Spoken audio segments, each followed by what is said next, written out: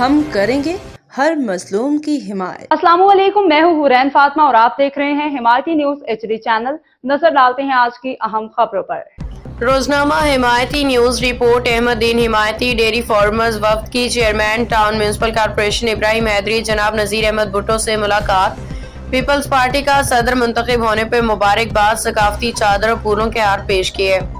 ملیر حمایتی news town municipal corporation Ibrahim Hyderi کے chairman جناب نذیر احمد بھٹو سے UC کیٹل کالونی کی dairy farmers protection association کے ایک وفد نے عبدالحمید گجر کی قیادت میں بھٹو ہاؤس گلشن حدید میں اہم ملاقات کی۔ محمد داؤد حمایتی، وحید مراد حمایتی نے نذیر احمد بھٹو سے ملاقات کی۔ چودھری عبدالحمید گجر کے ہمراہ ملاقات میں جمع حمایتی گوٹ کام کے اوپر بات چیت ہوئی۔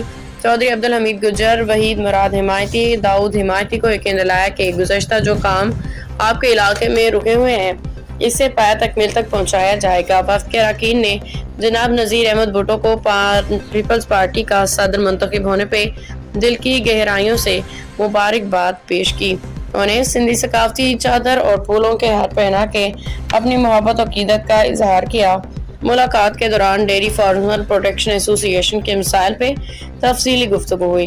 وفد نے اور مشکل وقت میں بھرپور تعاون پہ جناب نذیر احمد بھٹو صاحب کا شکریہ ادا کیا اور انہیں زبردست خراج تحسین پیش کیا۔ اس موقع پہ چیئرمین نذیر احمد بھٹو نے وفد کو یقین دلایا کہ وہ ڈیری فارمرز برادری کے مسائل کے حل اور فلاح کے لیے ہر ممکن اقدامات کرتے رہیں گے۔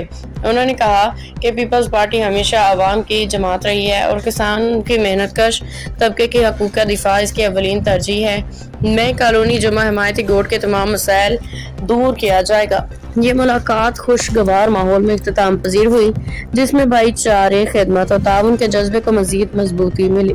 باخبر رہیے ہر جگہ ہر وقت، جانیے ملکی و غیر ملکی حالات و واقعات یقین کے ساتھ۔